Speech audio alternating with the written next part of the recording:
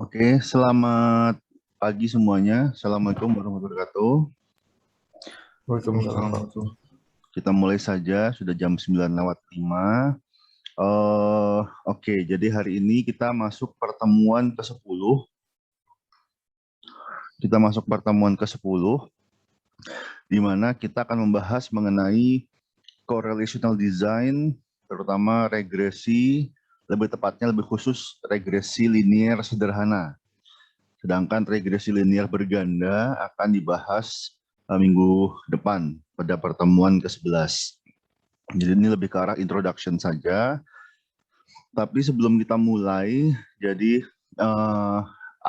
saya ingin memulai dengan PCL, dengan sesi PCL. Kalau saya sudah pernah mengatakan bahwa nanti di pertemuan ke-10 ini akan ada sesi PCL di mana kita akan berdiskusi. Jadi ini adalah pertanyaan untuk diskusi kelompok. Jadi setelah ini akan saya bagi menjadi 6 breakout room. Ada 6 ya kelompoknya kalau salah kan. Ada 6 kelompok breakout room. Kemudian masing-masing kelompok berdiskusi untuk menjawab 3 pertanyaan ini. Ini artikel pemicunya yaitu Kumar dan Peterson 2006. Materi sudah saya upload ke Mas dan juga saya kirim melalui WhatsApp ya ke ketua kelas. Jadi harapannya dibaca sebelum perkuliahan, tapi kalaupun belum dibaca sebetulnya dengan 40 menit cukup waktu untuk membaca bagi yang belum baca. Tapi di sini nanti untuk masing-masing breakout room saya akan meminta satu orang untuk merekam. Jadi karena saya tidak mungkin merekam di masing-masing breakout room, jadi masing-masing breakout room merekam sesi diskusinya dan mengirimkan hasil rekamannya ke saya setelah perkuliahan. Nanti akan saya rangkum dalam keseluruhan video perkuliahan dan akan saya nilai dari sisi aktivitas diskusi tersebut. Kemudian saya upload ke YouTube seperti biasa. Jadi mungkin setelah ini langsung saya bagi ke breakout room. Tapi ada 9 kelompok ya? Oke, ada 9 kelompok. Oke. Saya kira hanya ada 8 kelompok. Oke, jadi saya bagi jadi 9 kelompok.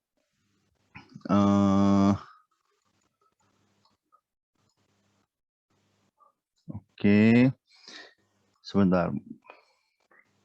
1, 2, 3, 4, 5, 6, 7, 8, 9. Oke. Baik. Jadi ini saya assign berdasarkan nomor kelompok. Nanti kemudian tolong jangan masuk dulu ya, jangan masuk breakout room-nya dulu. Saya akan mengassign satu orang per kelompok untuk menjadi co-host, di mana co-host tersebut tugasnya adalah merekam. Tapi ini ada yang hanya nanti saya assign lagi nanti. Intinya satu kelompok diskusi minimal 3 orang. Kalau ada yang kurang dari 3 mungkin akan saya merge dengan kelompok yang lain. Oke.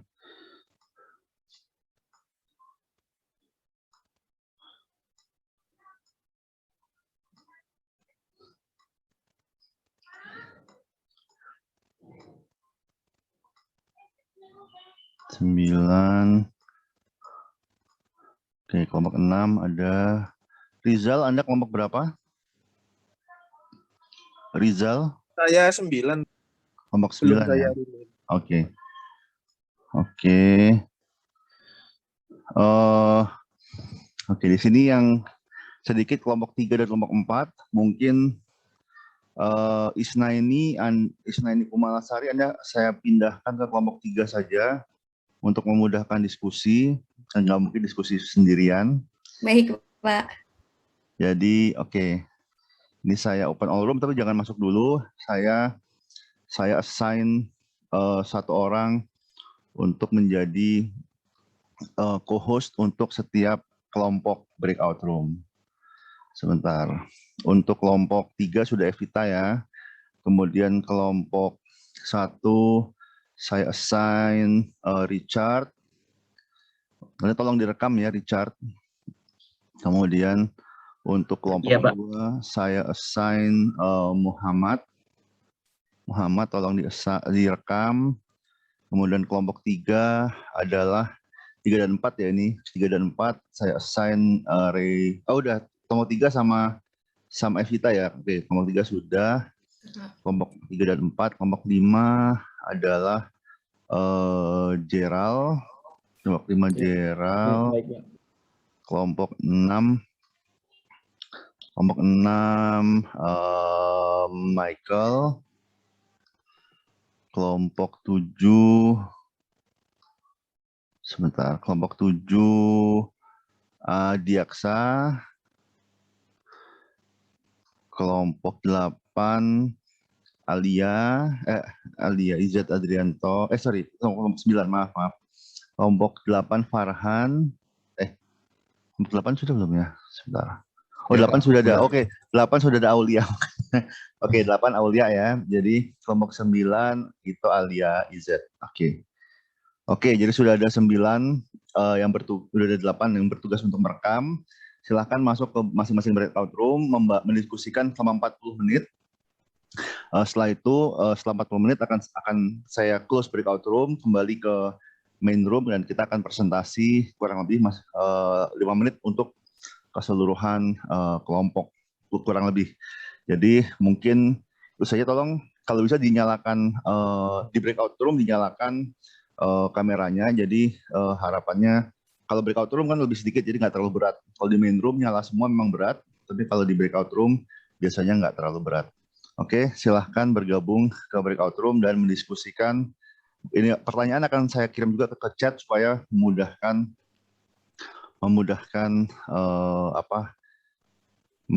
diskusi. Jadi saya kirim ke kolom chat, bisa dilihat di kolom chat. Kemudian ya silakan dimulai diskusinya. Nanti setelah 40 menit akan saya tutup breakout room. Oke, Pak. Oke, ada pertanyaan mungkin? Pak. Ya, silakan. Nanya, Pak. Maaf, yang tadi Bapak tunjuk itu bertugas untuk merekam ya, Pak? Iya, betul. Mohon maaf, Pak, laptop saya nggak bisa merekam, Pak. Bisa saya alihin ke teman saya yang satu kelompok? Oke. Jadi Michael, Anda ingin mengalihkan ya? Oke, sebentar. Maaf ya, Pak. Yuk, tidak apa-apa. Tidak apa-apa. Michael, kelompok 6. Pagi, Pak. Saya Yuk. juga, Pak. Siapa Anda? Joshua, Pak. Oke. Dari kelompok 5, Pak. Oke, 5 dan 6, jadi 5 dan 6 saya ganti ya. 5 kalau gitu. Fahmi, Anda bisa? Masih, Pak. Yuk. Makasih ya, Pak. Sama-sama. Bisa, Pak. Saya Oke. bisa, Fahmi. Sebentar, bergerak-gerak. Fahmi. Oke, Fahmi. Dan kelompok 6, David, Anda bisa merekam? Bisa, Pak. Oke, kelompok 6 kalau gitu. David, saya jadikan co-host. Oke, silakan bergabung ke breakout room.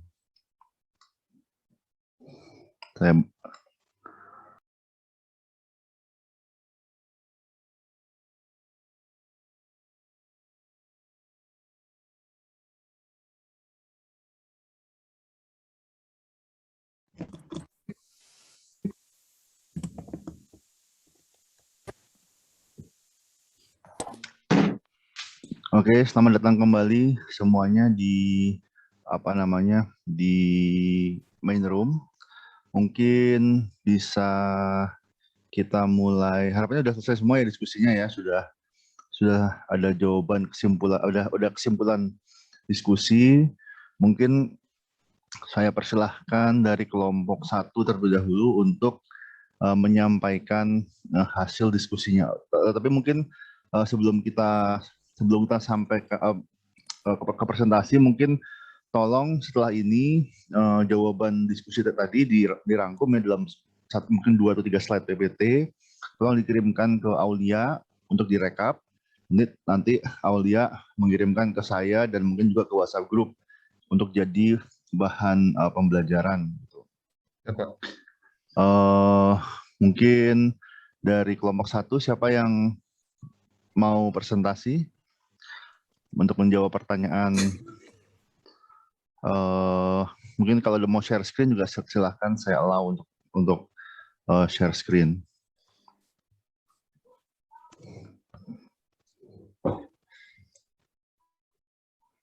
Oke. Pak, ini harus pakai PPT ya, Pak? Oh, nggak harus. Lisan aja nggak apa-apa. Oh iya. Sebentar. Di unmute dulu ya. Tadi saya mute semua dulu, baru nanti silakan di unmute.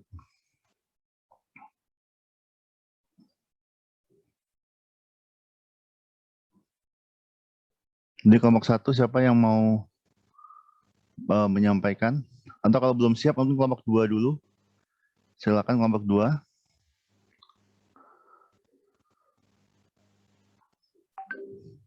Kelompok 2, tolong di unmute dulu. Siapa yang presentasi? Halo? Suara saya terdengar nggak? Terdengar, Pak. Beneran, Oke. Pak. Oke. Kelompok 1 atau kelompok 2, siapa yang mau presentasi dulu? Oh, mungkin kelompok 1 dulu kali ya, Pak. Oke, silakan. Iya. Kalau berdasarkan dari, ya perkenalkan saya Ayu Safira, saya dari kelompok 1. Saya mungkin ingin menjawab beberapa pertanyaan yang tadi, hasil dari diskusi kita tadi. Untuk pertanyaan pertama itu, apa pertanyaan penelitian yang ingin dijawab oleh artikel Kumar dan Peterson, dan apa jawaban dari pertanyaan penelitian tersebut. Berdasarkan dari diskusi dari kelompok 1, untuk pertanyaan penelitiannya itu terdapat 2, yaitu yang pertama, bagaimana e-commerce meningkatkan bisnis mereka. Dan yang kedua itu bagaimana e-commerce mengimprove their personal life dengan making the level of service they receive better in a newly found e-commerce business environment. Itu kita dapatkan dari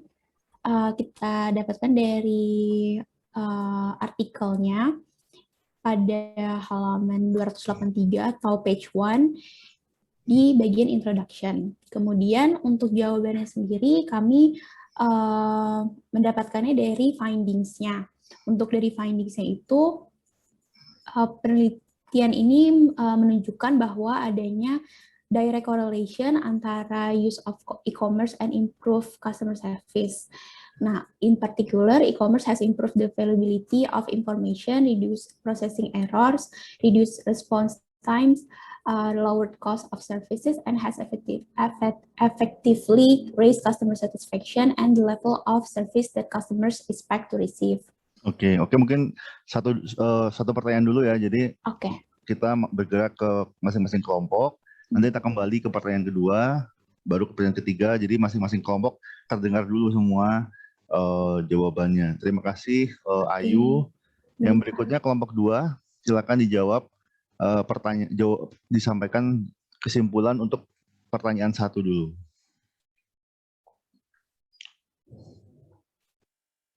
Oke, tes. Suara saya terdengar? Terdengar. Jadi saya Muhammad Faisal dari kelompok 2. Saya akan mewakilkan kelompok 2 ini untuk menjawab pertanyaan pertama, yaitu apa pertanyaan penelitian yang ingin dijawab oleh artikel tersebut dan apa jawabannya. Menurut kelompok kami, research question-nya adalah apakah penggunaan e-commerce dapat meningkatkan kepuasan pelanggan. Lalu untuk jawaban dari penelitiannya, yaitu terdapat pengaruh secara langsung dari penggunaan e-commerce terhadap peningkatan kepuasan pelanggan. Ya, sudah saya. Untuk satu pertanyaan dulu ya, Pak. Iya, itu. Oke. Ya, Pak. Oke, terima kasih kelompok 2. Mungkin kelompok 3 ada yang mau ditambahkan? Kurang lebih sama sih, Pak. Tapi kita perlu dijelasin lagi atau nggak usah, Pak? Boleh. Oh ya, boleh Mas Renaldo mungkin tolong di share screen dulu. Kelihatan ya? Kelihatan. Saya belum, bentar. Presetnya mana? Nomor berapa sih? Next saja Mas, nomor 1. Ah. Nah ini jadi kalau untuk pertanyaan penelitiannya, itu bagaimana e-commerce memungkinkan pelanggan menerima layanan dan tingkat kepuasan yang lebih baik. Nah pertanyaan surveinya itu ada 3. Yang pertama, bagaimana e-commerce telah mempengaruhi penawaran layanan dari perusahaan-perusahaan. Yang kedua, seberapa baik pengalaman layanan bisnis seperti perbankan, perjalanan, perawatan kesehatan, dan lain-lain telah diterima oleh karyawan yang berpartisipasi dalam kehidupan pribadi mereka sehari-hari. Dan yang terakhir, apakah e-commerce telah meningkatkan pengalaman layanan bisnis tersebut dalam berpartisipasi dalam kehidupan pribadi sehari-hari karyawan. Oke. Kemudian yang jawabannya akan dijelaskan oleh Mbak Nay. Silakan Mbak. Oke, jawabannya tadi sama dengan kelompok 1 sepertinya. Mas Re, boleh di next? Iya, bentar.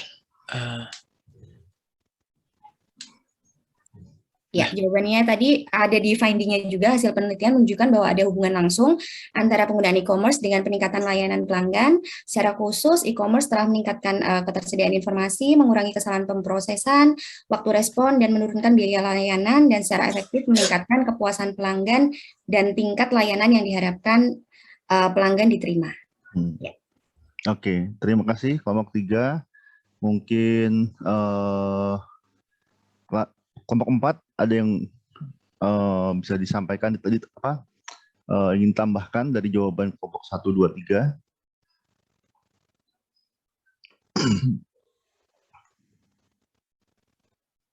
Mungkin kelompok 5 Pak, kan kelompok 4 gabung sama 3. Betul, Iya. maaf. Oke, terima Oke, Pak. kasih. Kelompok 5 silakan. Oke Pak, saya izin share screen ya Pak. Ya, silakan. Sudah kelihatan belum ya? Masih. Ya, sudah. Oke. Jadi untuk pertanyaannya, apa pertanyaan penelitian yang ingin dijawab oleh artikel Kumar dan Peterson? Dan apa jawaban dari pertanyaan penelitian tersebut? Tadi kelompok kami sudah berdiskusi ya, dan menemukan jawabannya bahwa penelitian ini memiliki tujuan untuk meneliti seberapa besar nih hubungan langsung antara penggunaan e-commerce dengan peningkatan tingkat customer service perusahaan e-commerce tersebut. Hal ini dapat diteliti dengan menilai bagaimana sih tanggapan customer mengenai e-commerce dengan melakukan survei dan mempelajari artikel yang memiliki hubungan dengan subjek ini. Survei ini dilakukan dengan melibatkan 58 partisipan dari berbagai industri dan mengidentifikasi seberapa besar nih pengaruh kehadiran e-commerce dalam meningkatkan bisnis mereka masing-masing. Karena kan tadi kita berbicara di berbagai industri.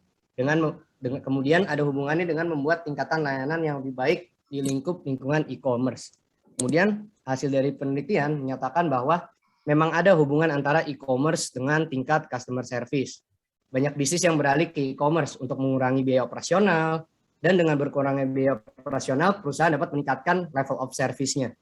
Peningkatan pelayanan juga dapat memberikan keuntungan kompetitif, karena hal ini dapat mengurangi tadi ya operational cost, dan mengurangi jarak antara customers dan pelayanan yang ditawarkan. Itu hasil penemuan dari kelompok kami, Pak. Seperti itu. Terima kasih. Oke, terima kasih. Berikutnya kelompok 6, silakan.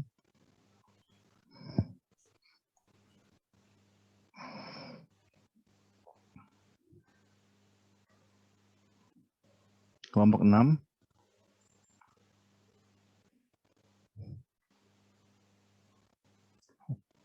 Kelompok 6, siapa yang ingin menyampaikan hasil diskusi?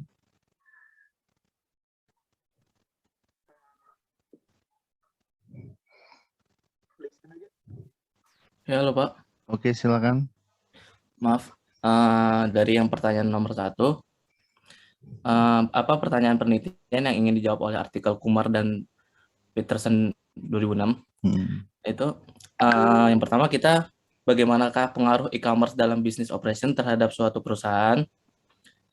Terus yang kedua, bagaimanakah pengaruh e-commerce terhadap personal life participant? Untuk jawabannya bisa disampaikan oleh Mas David.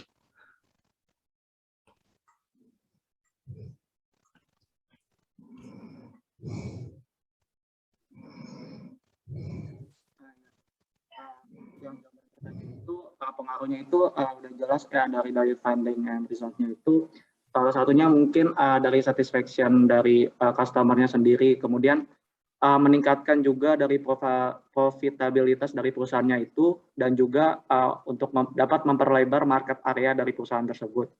Kemudian untuk dari personal life-nya itu juga dijelaskan dalam finding-nya juga itu mempunyai slightly atau berpengaruh dalam kehidupan working condition untuk masing-masing pekerjanya itu menjadi sedikit lebih baik. Oke. Terima kasih kelompok 6 ya. Berikutnya kelompok 7, silakan. Oke, baik. Kelompok 7, untuk kelompok 7, untuk pertanyaan nomor 1, kita menemukan 3 pertanyaan yang sejauh ini dimodifikasi dari artikel jurnal di halaman di bagian research metodologi halaman 286. Jadi ditemukan 3 pertanyaan. Yang pertama adalah bagaimana e-commerce dapat mempengaruhi penawaran layanan yang dilakukan oleh perusahaan tersebut. Lalu yang kedua adalah sejauh mana pengalaman layanan bisnis diterima oleh participating employees pada kehidupan sehari-hari, dan juga apakah e-commerce telah meningkatkan pengalaman layanan bisnis itu sendiri. Untuk jawabannya dijelaskan oleh Adit. Ya, saya akan melanjutkan yang nomor 1. Untuk pertanyaan pertama, jawaban yang kami dapatkan dari jurnal ini adalah pengaruh dari e-commerce terhadap perubahan layanan bisnis itu dapat berupa mengurangi waktu siklus, menurunkan tingkat kesalahan, menurunkan biaya operasional, memberi informasi yang aktual dan real time, dan tidak ada batasan antara customer dan perusahaan. Lalu untuk pertanyaan kedua, jawabannya adalah pengalaman bisnis yang diterima oleh para pegawai berupa peningkatan relasi dengan pelanggan, kepuasan pelanggan, dan komunikasi yang baik. Lalu untuk yang terakhir, nomor 3 adalah apakah e-commerce meningkatkan pengalaman pelayanan bisnis? Ya, e-commerce memberikan banyak manfaat terhadap perubahan bisnis yang dijalankan, mengembangkan strategi terbaru, dan meningkatkan customer service yang telah diberikan sebelumnya. Terima kasih. Oke, terima kasih kelompok 7. Berikutnya kelompok 8. Oke, baik Pak. Saya akan menyampaikan diskusi kami di nomor 1. Jadi pertanyaan in general, apakah e-commerce itu dapat menurunkan operational cost dan bisa meningkatkan kepuasan pelanggan. Nah, kita juga dapat pertanyaan dari survei yang ketiga. Pertama, bagaimana e-commerce berdampak pada penawaran pada jasa pemberian barang kepada company itu. Yang kedua, bagaimana service dari si bisnis itu seperti banking, travel, healthcare itu memiliki improve kepada si participating employees. Dan yang ketiga, apakah si e-commerce itu sudah memperbaiki business service experience di participating employees day-to-day personal life. Jadi lebih ke arah apakah e-commerce itu bisa memberikan dampak positif kepada responden. Nah, jawabannya kita bisa ketemukan di abstrak bagian pertama. Kita bisa di finding kalau misalnya ada hubungan yang direct correlation yang menggambarkan kalau e-commerce itu bisa meningkatkan customer service di beberapa variabel seperti improve the availability of information, reducing processing error, reduce response time, lowered cost of service, and has effectively raised customer satisfaction. Dan terakhir adalah dan dia meningkatkan juga level of service yang customer juga terima. Selain itu untuk bisnisnya juga ada ekspektasi di mana mereka itu bisa mengurangi cost mereka ketika menggunakan e-commerce ketimbang enggak. Jadi itu sih Pak, kalau kelompok kami. Oke, terima kasih kelompok 8. Terakhir kelompok 9, silahkan. Saya perwakilan dari kelompok 9. Jadi berdasarkan jurnal dan penelitian ini dapat disimpulkan bahwa pertanyaan penelitiannya itu yang kelompok 9 rangkum itu ada 2. Yang pertama, what is the correlation between the use of e-commerce and improve customer? Dan yang kedua adalah, does e-commerce used in business can effectively raise the level of customer service and overall business operation to a more desirable quality? Dan berdasarkan hasil penelitian juga didapatkan bahwa jawaban penelitiannya yaitu it was found out that there is a direct correlation between the use of e-commerce and improve customer service. Dan yang kemudian untuk pertanyaan yang kedua, dibuktikan bahwa e-commerce has effectively improved the availability of information, reduce processing errors, reduce response times, lower cost of service, and has affected customer satisfaction and the level of service that customer expect to receive. Dan dari penelitian ini juga dapat diketahui bahwa e-commerce itu menjadi pendorong di perusahaan untuk meningkatkan layanan yang dapat mereka tawarkan. Banyak industri yang sudah menggunakan internet dan banyak lagi yang hanya baru mengidentifikasi kebutuhan untuk agar tetap kompetitif. Dan perusahaan telah menggunakan sarana informasi ini untuk meningkatkan layanan atau layanan mereka. Sekian dari kelompok 9. Oke, mungkin bisa lanjut kelompok 9 ke pertanyaan nomor 2. Nanti kita urutnya urutan mundur. Jadi dari 9, 8 sampai 1. Silakan. Untuk pertanyaan nomor 2, metode logistik, regresi logistik digunakan pada penelitian Kumar dan temannya 2006 untuk mengestimasi efek dari variabel dan membuat model untuk melakukan prediksi efek tersebut dalam suatu event. Regresi logistik adalah salah satu tool statistik yang bisa membantu untuk melakukan identifikasi variabel yang terhubung langsung menentukan result dari event tersebut. Dan juga regresi logistik juga dapat melakukan prediksi kapan variabel dependent bersifat dikotomus dan variabel independent bersifat continuous atau discrete. Pada Kumar dan Peterson 2006 diukur seberapa besar hubungan antara use of e-commerce mempengaruhi improve of customer service. Sekian dari kelompok 9. Oke, jadi nanti saya tanggapi di akhir saja. Mungkin lanjut kelompok 8, silakan. Oke, saya akan menyampaikan dari nomor 8 ke nomor 2. Sebenarnya kalau bisa saya jawab itu lebih sama banget dengan kelompok 9. Berarti logistik regression itu bisa mempermudah kita untuk mengidentifikasikan variabel-variabel apa yang benar-benar memberikan dampak kepada di saat event, berarti apa yang mau kita cari. Terus juga kita juga bisa membuat prediksi ketika dependent variable itu dikotomis, seperti kalau yang kita lihat di paper kita tuh dia cuma punya yes or no aja. Setelah itu dari independent variables are continuous atau discrete. Nah, jadi sebenarnya kalau saya mau nambahin lagi, sebenarnya kalau saya menemukan, jadi kalau contohnya di customer satisfaction dia tuh juga punya 6 variabel yang mau diteliti. Nah, tunggu bentar ya.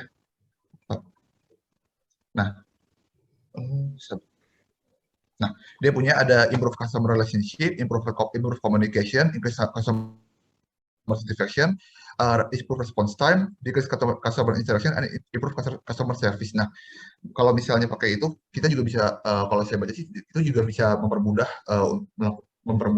metode riset. Jadi kalau kita ngelihat dengan kriteria itu kita bisa ngelihat kayak pakai apakah kita approve apa enggak dari kriteria masing-masing itu, Pak. Oke, terima kasih kelompok 8. Mungkin lanjut dulu kelompok 7.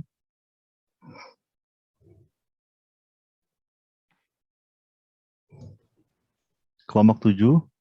Iya. Jadi dari kelompok 7 kurang lebih sama ya. Jadi yang pertama itu karena variabel yang digunakan untuk penelitian tersebut itu yang independen merupakan variabel yang dikotomus atau monomial, yaitu variabel yang memiliki kategorikal. Jadi misalkan sangat setuju, tidak setuju, dan sangat tidak setuju, seperti itu. Dan terus variabel independennya merupakan variabel yang discrete atau continuous. Dan yang kedua alasannya adalah karena untuk memprediksi seberapa besar kemungkinan sebuah event terjadi dari riset tersebut. Jadi di riset tersebut kan bagaimana e-commerce dapat mempengaruhi experience dari para customer tersebut. Nah, itu kenapa menggunakan logistic regression untuk prediksi sebesar-besar kemungkinan sebuah event terjadi. Mungkin itu aja, Pak. Terima kasih. Oke. Kelompok 6, mungkin ada yang mau ditambahkan? Kelompok 6? Ya, Pak, kurang lebih sama sih, Pak. Untuk memperkirakan efek variabel dan membuat model akan memprediksi efek ini pada peristiwa yang diinginkan. Yang berikutnya memprediksi juga, mengidentifikasi variabel apa yang secara langsung berperan dalam menentukan peristiwa yang diinginkan. Oke. Oke, kelompok 6, selanjutnya kelompok 5. Makasih, Pak. Yuk, sama-sama, nggak usah diulang, tapi kalau misalnya ada yang ingin ditambahkan, tambahkan. Silakan. Oke, Pak. Oke, Pak. Sebenarnya sama sih, Pak. Karena jawaban yang kami dapatkan dari grup kami, sebenarnya intinya itu logistik regression itu dipakai karena satu, variabelnya itu mempunyai tipe dikotomus dan juga independen variabelnya bersifat continuous atau discrete, seperti itu. Oke. Kelompok sama-sama, kelompok 3 dan 4, silakan.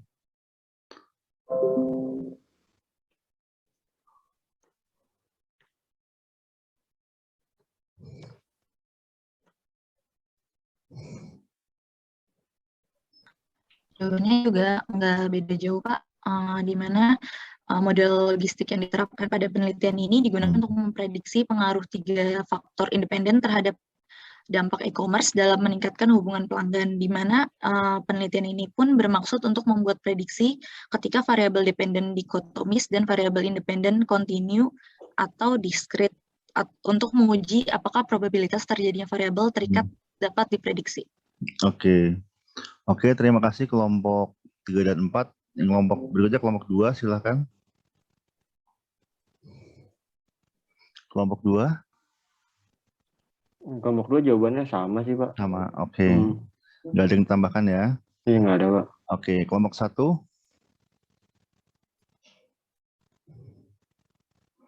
Kelompok 1. 1 juga kurang lebih sama sih, Pak. Oke, yaudah kalau gitu kelompok 1 silakan dijawab yang pertanyaan ketiga. Iya, Pak. Pertanyaan ketiga, syarat yang harus terpenuhi jika penelitian tersebut menggunakan linear regression. Yang pertama, dependent variabelnya itu harus continuous, tidak boleh categorical. Misalkan memakai skala Likert atau pertanyaannya dirubah, misalkan pertanyaannya, apakah e-commerce meningkatkan ketepatan waktu memesan customer? Pertanyaannya bisa dirubah jadi waktu rata-rata customer memesan sebelum ada e-commerce, terus waktu rata-rata customer memesan setelah ada e-commerce, lalu dicari perbedaannya gitu, Pak. Jadi hasilnya dependent variabelnya continuous. Oke, jadi dependent variabelnya jadi waktu rata-rata. Iya, bisa gitu. Contohnya. Oke, ada lagi mau ditambahkan untuk bagaimana jika ingin mereplikasi dengan regresi linear? Kalau dari kelompok 1 itu sih, Pak. Oke. Nanti saya tanggapi di akhir. Yang berikutnya kelompok 2 silakan. Ada yang ingin tambahkan? Kelompok 2. Kurang lebih sama sih, Pak. Syaratnya untuk linear regression mengubah variabel dependen yang awalnya dikotomi menjadi numerik. Oke, variabel dependennya apa kalau menurut Anda? Variabel independennya, Pak. Dependennya.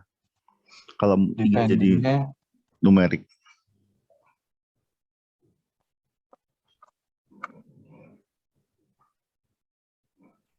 Kalau di sini sih customer satisfaction ya, Pak. Jadi puas tidak puas gitu atau sangat tidak puas sampai sangat puas gitu. Iya. Oke. Silakan selanjutnya kelompok 3 dan 4.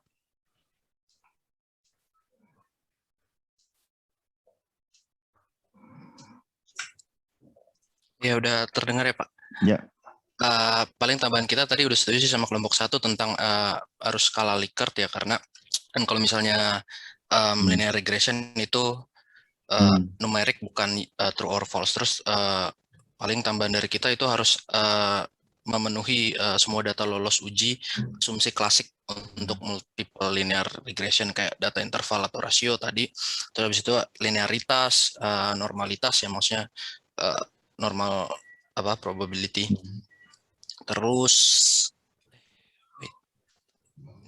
ya heteroskedastisitas, outlier, multikolinearitas dan juga autokorelasi. Oke. Terus tadi variable dependent-nya kalau misalnya dirubah jadi apa namanya Numerik. continuous ya, numerik seperti apa kira-kira? Mungkin setuju sih kalau di antara 1 sampai 5 puas, sangat puas, nanti mungkin akan dikasih batasan, misalnya kalau dapatnya 0,5 masuknya ke yang atasnya seperti itu. Oke, terima kasih kelompok 3 dan 4. Yang selanjutnya silakan kelompok 5.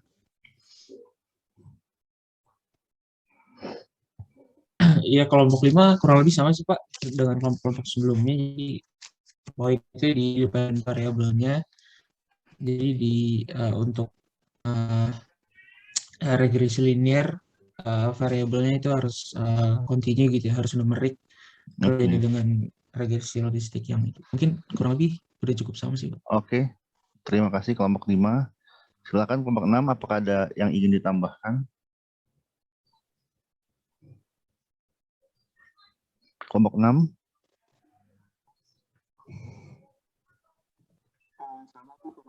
Halo? Oke. Sama bener nih, nggak ada perbedaan. Wah, luar biasa. Oke, silakan lanjut kelompok 7. Maaf Pak. Ya. Untuk kelompok 6 saya mau nambahin dikit Pak. Oke, silakan. Jadi kalau misalnya pakai regresi logistik itu biasanya sampel yang diperlukan itu dalam jumlah yang besar Pak. Minimum dibutuhkan hingga 50 sampel data untuk sebuah variabel prediktor atau independen. Oke. Kalau regresi normal, regresi linear? Setahu saya 30 ya Pak. Oke, makasih ya Pak. Oke, sama-sama. Oke, silakan selanjutnya. Selanjutnya siapa? Kelompok 7.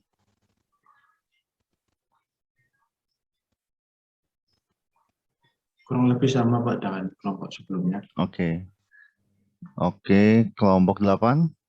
Ada yang mau ditambahkan? Sebenarnya kurang lebih sama Pak. Jadi paling ya itu syaratnya Pak, sebelum melakukan regresi, mungkin si peneliti mencoba uji asumsi klasik yang salah satunya seperti uji normalitas untuk melihat apakah data terdistribusi normal atau tidak untuk bisa melanjutkan ke regresi Pak. Oke, kelompok 8, silakan.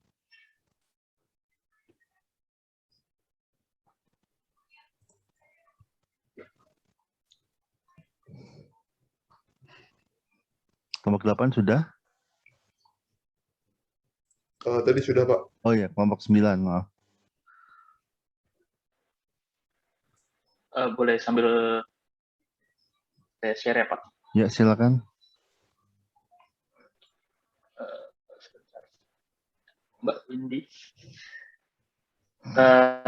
Sebenarnya kita paling hanya menyebutkan asumsinya aja sih yang harus dipenuhi tadi, selain kalau kelompok lain kan menyebutkan harus continuous ya. Jadi datanya harus diubah dulu, tapi kalau kita menyebutkan 4 asumsi yang harus dipenuhi dalam linear regression. Pertama tadi linearity, independence of error, normality of error, equal variance. Ini contohnya, ini disingkatnya line. Terus kalau ujinya itu di SPSS juga bisa ditunjukkan pakai scatter plot. Untuk linearity, kalau independence of error itu juga bisa pakai residual plot. Normality of error, jadi harus diasumsikan itu harus dipenuhi kalau datanya normal, atau kalau dia sampelnya juga harus normal. Jadi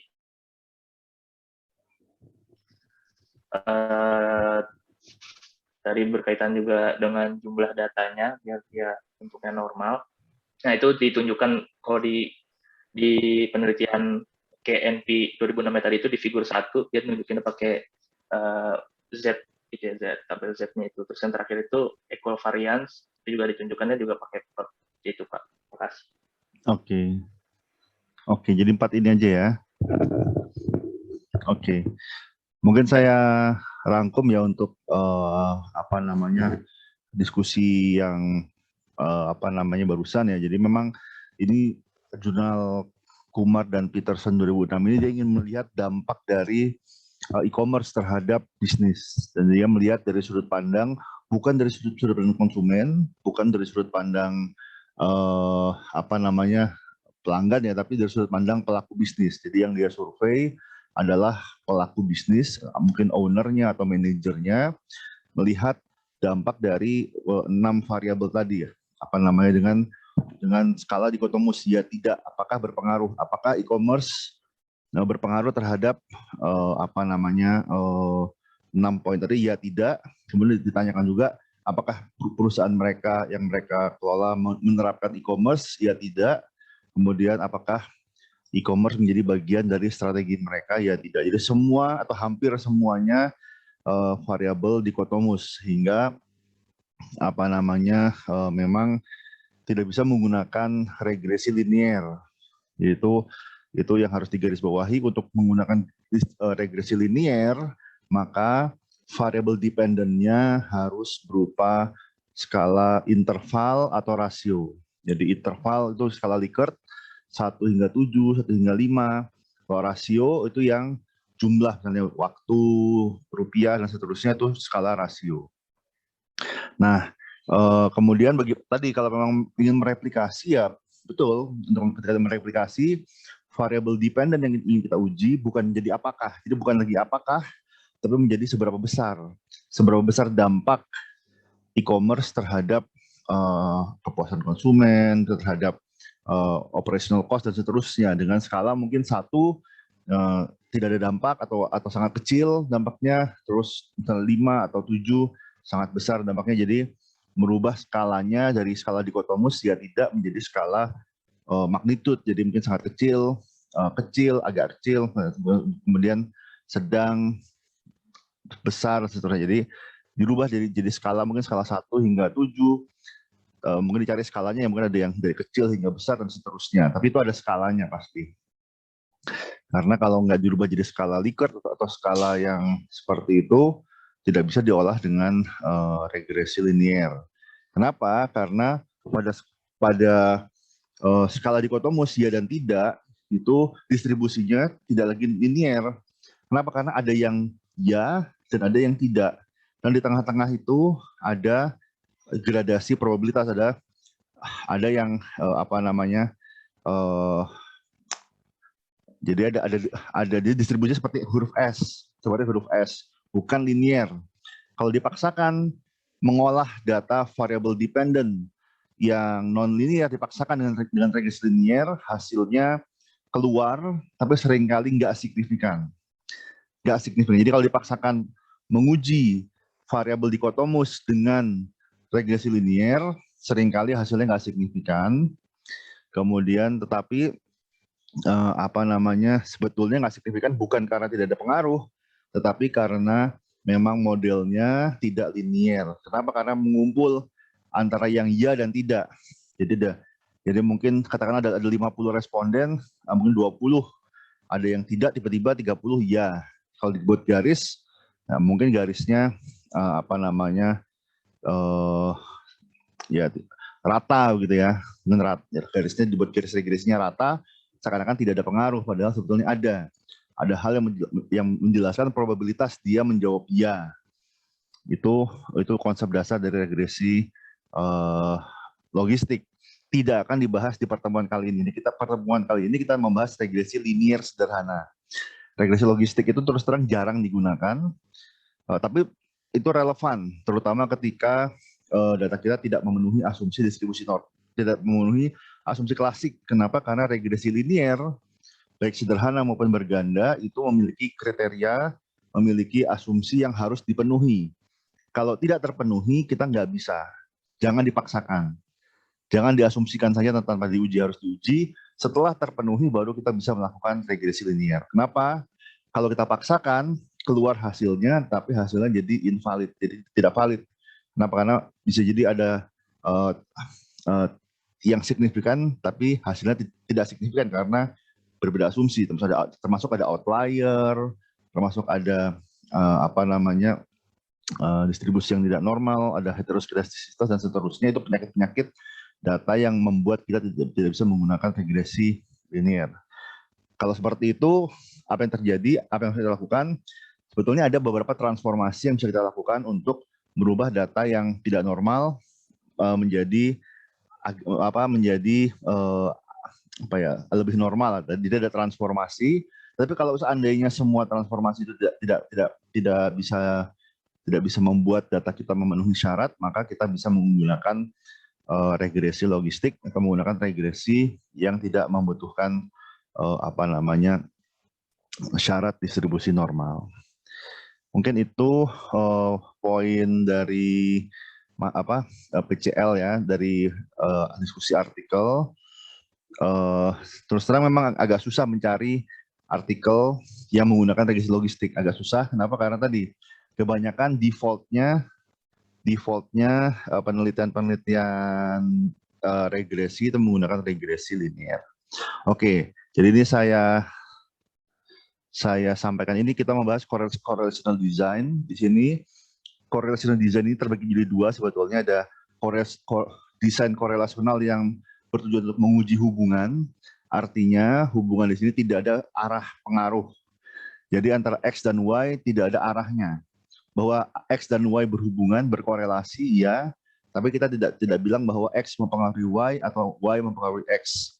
Ini uji hubungan di antara Pearson, Spearman, Kendall, dan chi-square. Ini perbedaannya adalah pada Pearson, Spearman, Kendall. Pada Pearson ini uji korelasi yang paling ketat persyaratannya. Jadi kedua variabel harus terdistribusi normal. Ketika salah satu tidak normal, maka tidak bisa menggunakan Pearson. Tetapi di SPSS, default dari korelasi adalah Pearson correlation. Jadi harus dilakukan uji asumsi terlebih dahulu. Kalau tidak normal, maka menggunakan Spearman atau Kendall.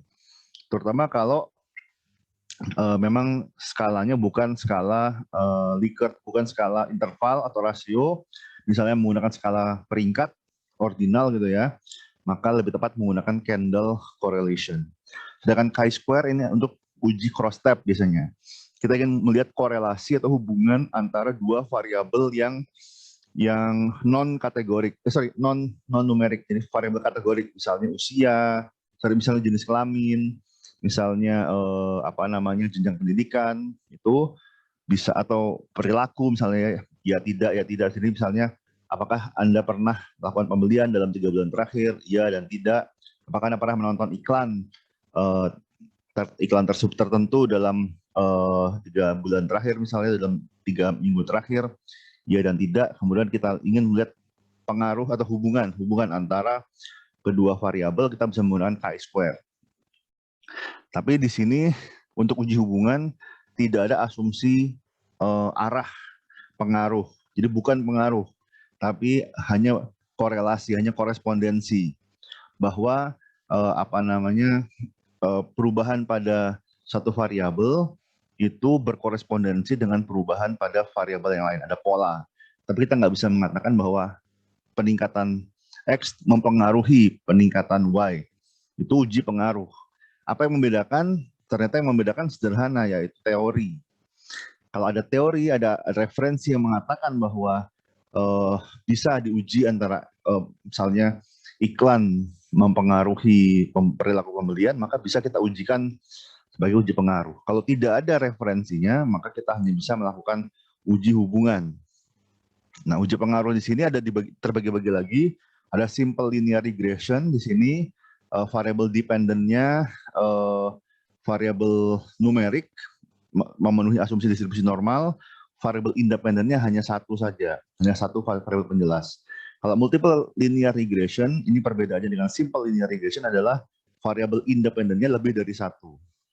Jadi itu saja bedanya. Kalau hanya satu variable independent, maka simple linear. Kalau lebih dari satu, itu multiple linear regression. Nah, untuk simple dan multiple linear regression, variable independent bisa berupa dikotomus atau dummy variable, bisa juga skalanya interval rasio. Tapi variable dependent harus interval rasio dan terdistribusi normal. Untuk regresi logistik, nah di sini juga sebenarnya terbagi dua, ada yang binomial dan ada polinomial. Intinya kalau binomial hanya ada dua kelompok, ya tidak dikotomus. Tapi kalau polinomial itu ada beberapa kelompok. Jadi ada misalnya ada 3 brand misalnya. Ada 3 brand A, brand B, brand C, maka kita bisa melakukan logistic regression di sini misalnya brand A dan bukan brand A, brand B dan bukan brand B, dan kalau bukan brand A bukan brand B maka pasti brand C. Itu polinomial logistic regression. Di sini variable dependent-nya adalah kategorik, variable independent-nya bisa satu bisa banyak, bisa variable dummy, bisa variable numerik. Cuman yang harus digarisbawahi adalah pada simple, multiple, dan logistic regression, variable independent itu harus berupa variable dummy. Kalau kategorik, nggak boleh langsung di-input. Misalnya pendidikan S1, S2, S3 misalnya. Kita coding 1, 2, 3. Nggak boleh langsung di-input sebagai variable independent. S1 untuk S1, 2 untuk S2, 3 untuk S3, nggak boleh. Harus di-recode jadi dummy variable. S1 dan bukan S1, S2 dan bukan S2. Kalau bukan S1 bukan S2, maka otomatis S3. Itu dummy coding. Mungkin nanti akan kita bahas, kalau nggak bisa mungkin minggu depan. Tapi intinya variable kategorik sebagai variable independent itu harus di-recoding menjadi dummy variable. Dummy variable itu adalah variable yang sifatnya dikotomus, ya atau tidak. Kemudian yang terakhir adalah simultaneous regression. Ini disebut juga dengan SEM atau structural equation modeling atau structural regression. Di sini kita memasukkan beberapa persamaan regresi sekaligus, artinya boleh lebih dari satu variable dependent. Pada 3 yang di atas hanya ada satu variable dependent. Pada simultaneous regression boleh lebih dari satu variable dependent. Akan tetapi di sini pada simultaneous regression kalau variable dependent-nya ada yang dikotomus atau yang kategorik, tapi harus di-recoding menjadi dikotomus, maka menggunakan weighted least square. Kalau misalnya semuanya variable dependent-nya dan variable independent-nya itu berupa skala interval atau rasio, maka menggunakan maximum likelihood. Jadi ini terbagi jadi 2 lagi, maximum likelihood ketika variabelnya interval rasio, tetapi kalau variabelnya ada yang dikotomus, maka harus menggunakan weighted least square. Ini mungkin overview dari correlational design. Intinya regresi serumit-rumit apapun regresi itu sebetulnya turunan dari korelasi. Jadi ujung-ujungnya adalah korelasi. Bahwa bahwa X berkorespondensi dengan Y itu adalah akar dari regresi. Ketika ada korelasi itu belum cukup untuk mengatakan ada pengaruh. Tapi kalau tidak ada korelasi, maka pasti tidak ada pengaruh. Bagaimana kita bisa mengatakan ada pengaruh jika tidak ada korelasi? Tapi kalau ada korelasi itu belum cukup, membutuhkan pengujian lebih lanjut atau asumsi lebih lanjut, dan membutuhkan kerangka teori lebih lanjut untuk kita bisa membuktikan atau menguji bahwa ada pengaruh begitu. Nah, kemudian di sini kita masuk, ini materi dari Levin chapter 13 simple linear regression sesuai silabus. Di sini ada 5 learning objective. Bagaimana menggunakan regression analysis untuk memprediksi value dari sebuah variable dependent. Mungkin saya garis bawahi lagi bahwa untuk perkuliahan kita akan membahas konsepnya saja, sedangkan untuk tutorial, untuk teknis penggunaan SPSS, penggunaan software, sudah saya cantumkan videonya, yang video YouTube ya, yang cukup representatif melalui EMAS. Jadi silahkan bisa dicari sendiri di YouTube, atau sudah saya pilihkan video yang menurut saya cukup representatif dan saya posting di EMAS, mungkin bisa ditonton untuk mengetahui how to-nya, bagaimana cara menggunakan SPSS, bagaimana cara praktisnya. Jadi di sini saya hanya akan di perkuliahan saya hanya akan menjelaskan lebih ke konsepnya. Makna dari regresi koefisien ini konstanta dan slope-nya. B1 ini slope atau koefisien regresi X1, dimungkinkan ada lebih dari satu B, ada B1, B2, B3 dan seterusnya. B0 adalah konstanta. Kemudian bagaimana mengevaluasi asumsi dari regresi dan apa yang harus dilakukan jika asumsinya terlanggar. Membuat inferensi terkait dengan slope dan koefisien korelasi, mengestimasi mean value dan memprediksi individual value. Ini dijelaskan bahwa correlation digunakan untuk mengukur strength of association. Jadi kekuatan asosiasi antar dua variabel. Asosiasi di sini adalah hubungan tanpa arah pengaruh.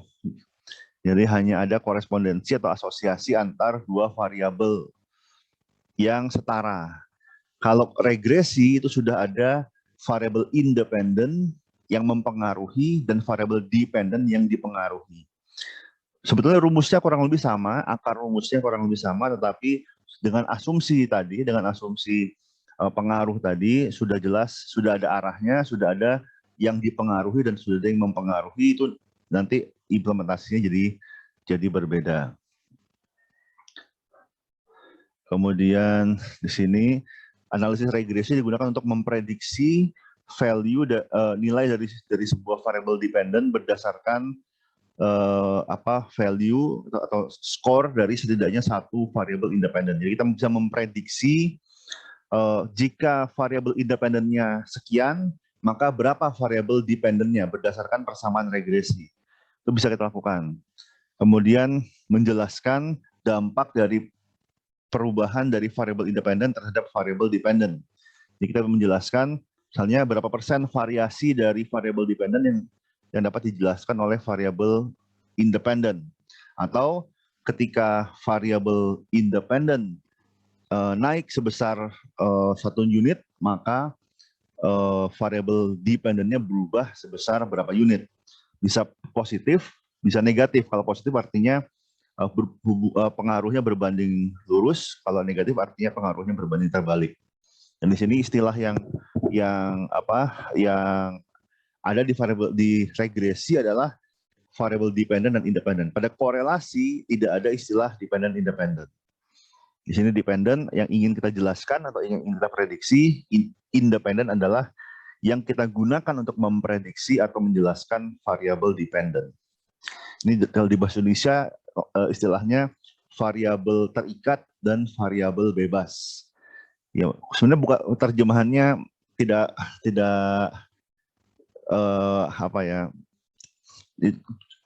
cukup jelas, tapi sebenarnya tidak benar-benar pas untuk menjelaskan hubungan antar dependent dan independent ini. Kemudian ini simple regression hanya ada satu variabel independent, kemudian hubungan X dan Y itu linear. Oke, silakan Muhammad. Maaf Pak, kalau yang korelasi itu berarti hanya kayak seberapa kuat korelasi antara satu variabel dan variabel satunya itu ya? Berarti enggak berarti bukan pengaruh. Apa hubungan antara mereka positif atau negatif gitu? Oh, positif negatif bisa ada seperti itu ya Pak? Ada, oke. Jadi korelasi bisa positif bisa negatif. Korelasi bisa positif bisa negatif. Kalau korelasi positif artinya ketika asosiasinya adalah ketika satu naik, yang lain juga naik. Jadi sama-sama naik. Jadi searah. Korelasi positif artinya hubungannya searah. Korelasi negatif artinya hubungannya berbanding terbalik. Tapi korelasi di sini kita mengatakan kekuatan asosiasi antara 0 hingga jadi antara -1 hingga 1. Dan 0 artinya tidak ada korelasi. Jadi -1 artinya korelasi sempurna tapi berbanding terbalik.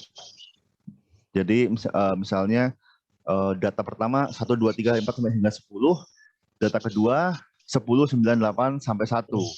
Itu datanya korelasi sempurna tapi terbalik.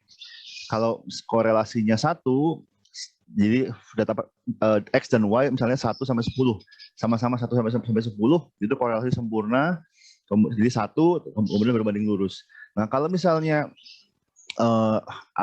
di tengah-tengah 0,5 itu artinya kekuatannya antara 0 hingga 1. 0 tidak ada korelasi, tidak ada asosiasi, 1 asosiasi sempurna. Nah, jadi ada mengatakan di bawah 0,5 itu menengah atau lemah, 5 hingga 7 itu sedang, mungkin 7 ke atas itu kuat. Tapi itu interpretasi subjektif ya. Tapi intinya semakin mendekati 1 atau semakin mendekati -1 itu artinya korelasinya kuat, asosiasinya kuat. Semakin mendekati 0 artinya asosiasinya lemah. Tapi kita nggak bisa mengatakan bahwa X mempengaruhi Y. Kita hanya bisa mengatakan bahwa X berasosiasi dengan Y. Atau dan kita balik juga sama. Y berasosiasi dengan X sama dengan X berasosiasi dengan Y. Kalau pengaruh nggak bisa dibalik. X mempengaruhi Y tidak sama dengan Y mempengaruhi X. Jadi asosiasi dan pengaruh itu 2 hal berbeda. Yang pertama nggak ada arah. Jadi kita bolak-balik persamaannya nggak ada masalah. Yang kedua sudah ada arah. Kalau kita bolak-balik persamaannya berubah semuanya. Kalau kita rubah dengan variabel X jadi variabel dependent, Y-nya independent, maka berubah hasil interpretasinya. Begitu. Tapi di sini sudah ada arah. Arah di sini bukan arah positif negatif berbanding lurus berbanding terbalik, maksudnya arah pengaruh bahwa X itu yang mempengaruhi, Y yang dipengaruhi. Jadi sudah ada asumsi sebab akibat. X sebab, Y akibat. Pada asosiasi kita tidak ada asumsi sebab akibat. Kita hanya bisa mengatakan bahwa X dan Y berasosiasi, X dan Y ini berhubungan, ada hubungan, tapi kita nggak tahu apakah hubungannya ini sebab akibat, ataukah ada variabel ketiga yang sama-sama mempengaruhi X dan Y. Karena itu dimungkinkan. Oke. Terima kasih, Pak. Oke, sama-sama. Oke, yang berikutnya, nah ini beberapa tipe relationship. Ini linear positif, ini linear negatif, jadi berbanding lurus dan berbanding terbalik. Yang ini curvilinear, jadi dia kurva tapi ada linearnya sebetulnya. Jadi mungkin antara x 0 hingga x sekian dia pengaruhnya positif, tapi antara x sekian dan x sekian misalnya, jadi di atas X tertentu maka dia negatif. Kalau seperti ini diolah dengan regresi linear, hasilnya tidak signifikan karena dibuat garis linear hasilnya rata. Padahal sebetulnya dia signifikan tetapi curvilinear. Jadi ya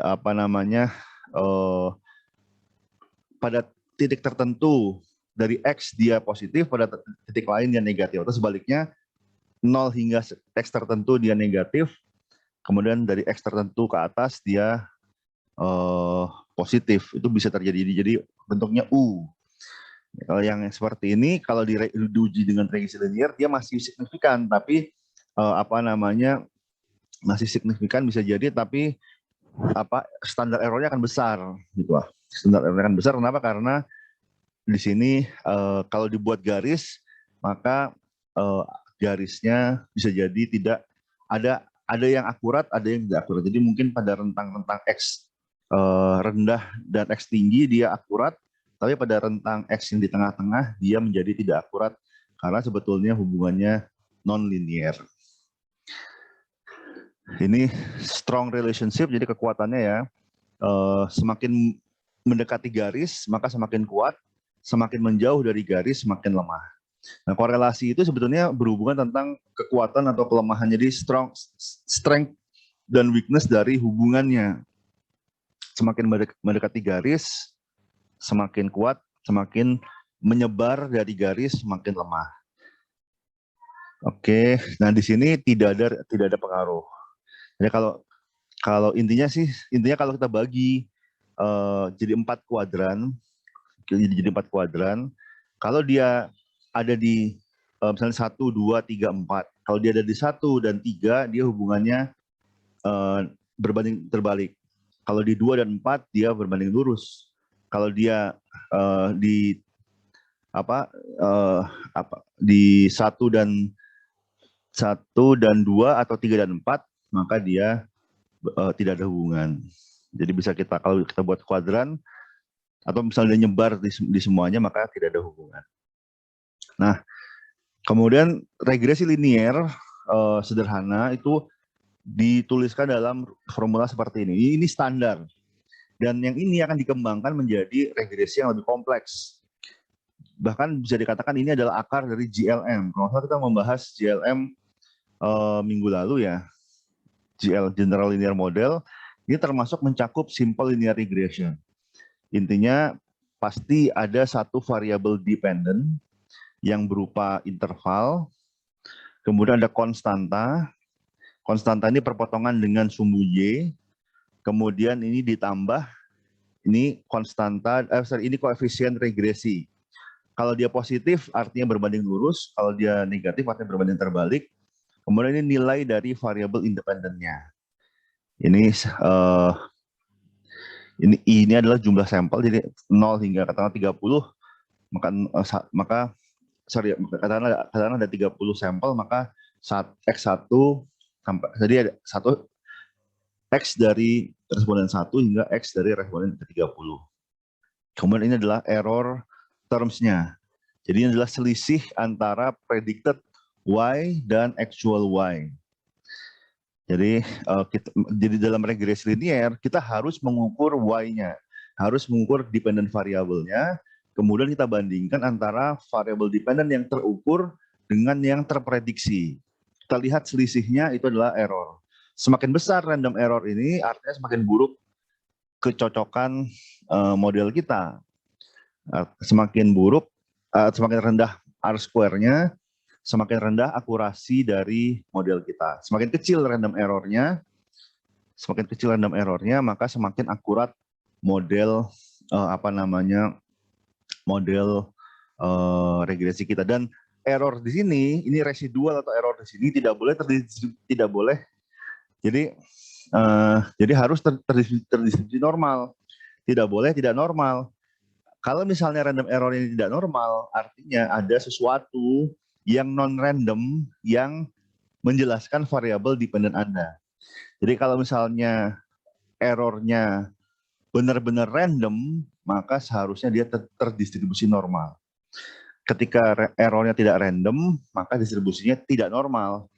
Nah itu biasanya ada variabel lain yang sangat signifikan menjelaskan variabel dependent kita, tapi tidak kita include dalam model. Ini tadi ini di grafiknya ini sumbu Y, sumbu X, ini XI, ini X dari responden 1 katakanlah. Kemudian ini intercept, ini perpotongan dari sumbu Y. Ketika X sama dengan 0, maka Y-nya sama dengan berapa? Di sini konstanta atau intercept. Kemudian ini adalah nilai X yang teramati. Ini adalah nilai X yang teramati. Ini adalah nilai ini adalah nilai Y yang teramati pada level X yang ini adalah nilai X dan Y yang teramati. Jadi ini X-nya, ini Y-nya, ini X-nya. Nah pada X yang teramati ini adalah Y yang terprediksi. Jadi X-nya XI, kemudian ini adalah yang terprediksi, ini Y yang terprediksi, ini adalah Y yang sesungguhnya, yang teramati. Nah, selisih antara yang teramati dengan yang terprediksi ini adalah error. Nah, kita ingin meminimalisir error. Ketika semakin besar errornya, maka semakin tidak akurat persamaan garis persamaan regresinya. Jadi ada yang disebut dengan jadi kita OLS, ordinary least square. Least square, jadi kuadrat terkecil. Kuadrat apa yang terkecil? Kuadrat dari errornya. Kita mencari persamaan regresi yang meminimalisir error antara Y teramati dengan Y yang terprediksi. Kemudian di sini slope, dan ini adalah koefisien regresinya, slope, koefisien regresi beta 1. Di sini semakin mendekati 0, maka dia semakin rata. Kalau dia negatif, maka dia berbanding terbalik. Kalau dia positif, maka dia berbanding lurus. Kemudian di sini ini adalah estimated Y. Jadi dibanding variabel yang terestimasi sama dengan ini estimasi dari koefisien regresinya ditambah estimasi dari regression slope-nya atau koefisien regresi koefisien regresi untuk variabel dependent. Yang ini adalah observasi dari variabel independent X.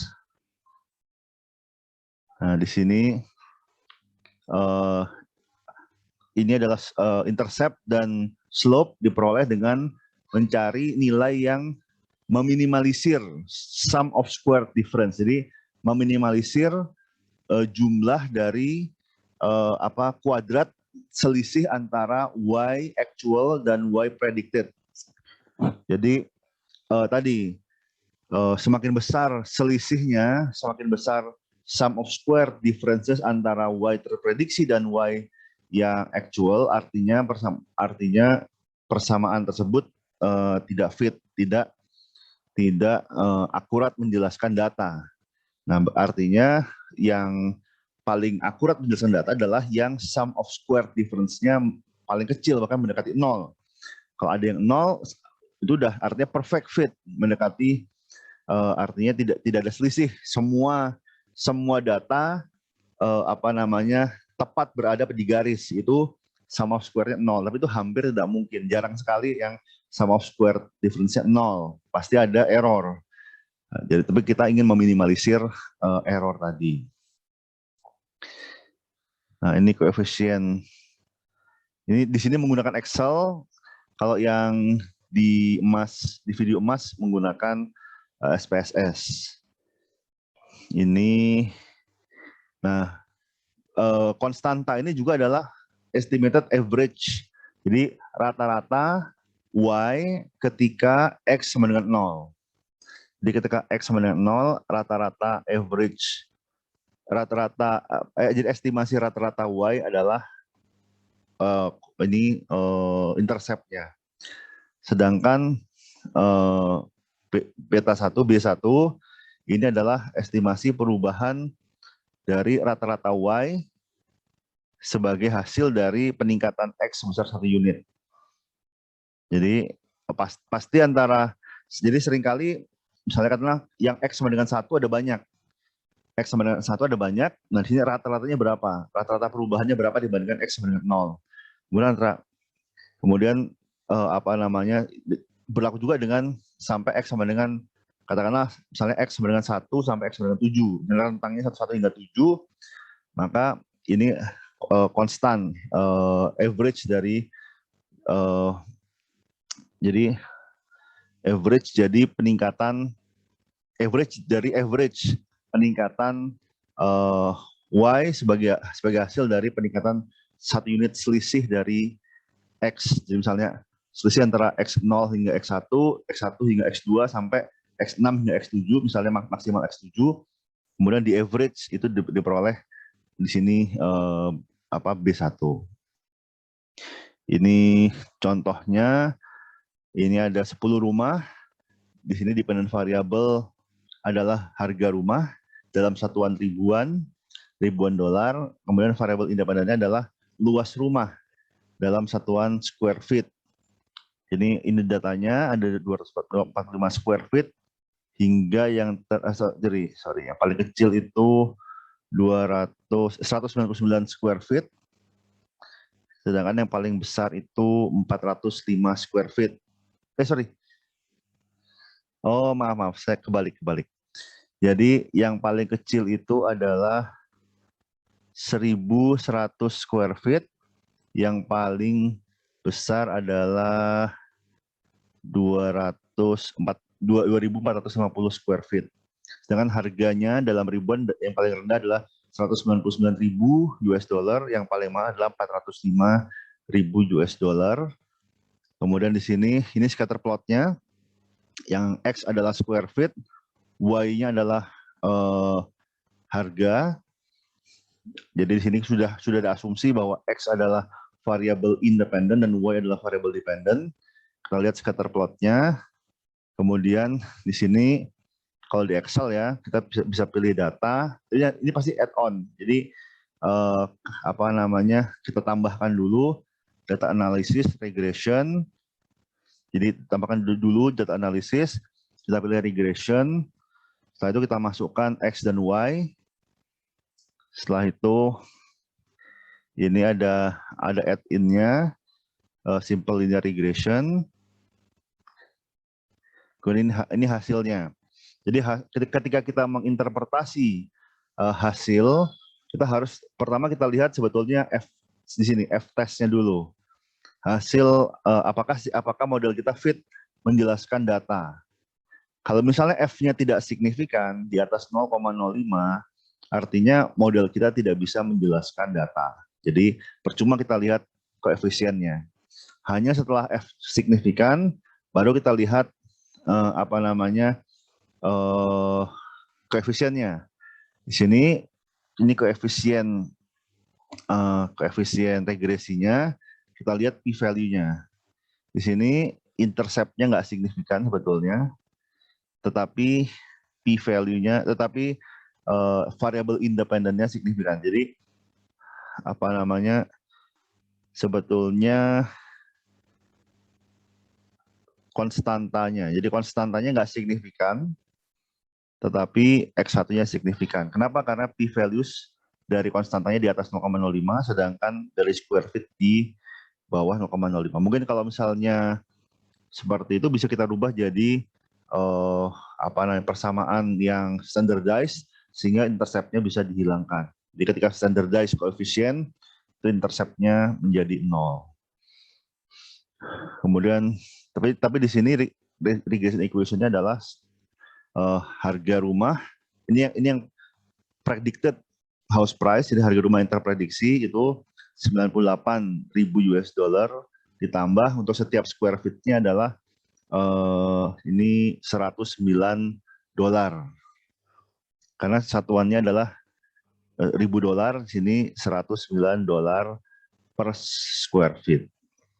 Kemudian yang kita lihat juga adalah di sini statistiknya R-square-nya. R-square di sini adalah variasi dari variabel dependent yang dapat dijelaskan oleh model penelitian kita, dalam hal ini square feet. Jadi di sini ada 58, 0,5808 seterusnya. Ini artinya 58% dari variasi house price dapat dijelaskan oleh square feet. Begitu. Nah, R-square ini nggak ada minimalnya sebenarnya, tapi lebih kita gunakan sebagai pembanding. Ketika kita punya dua model yang berbeda, maka kita gunakan yang R-square lebih tinggi gitu. Artinya dia lebih mampu menjelaskan data. Nah, sini ini slope-nya. Jadi konstantanya di sini adalah 98,248. Kemudian slope-nya 0,10977, maka ini persamaan garis regresi, ini garis regresinya. Nah, kita lihat ada yang tepat di garis atau ada yang mendekati garis, ada yang di atas garis, ada yang di bawah garis. Ini kita lihat selisih antara titik dengan garis ini adalah error. Dan ini adalah garis yang meminimalisir error tersebut.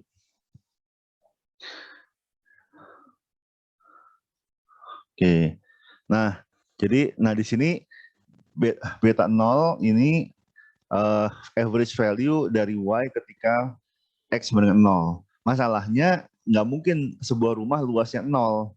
Jadi di sini tidak praktis, jadi tidak mungkin dan tidak signifikan juga gitu, sehingga mungkin di dalam persamaan yang standardized ini bisa dihilangkan gitu. Yang lebih penting adalah di sini estimasinya bahwa setiap square feet akan meningkatkan harga rumah sebesar 109 US dollar.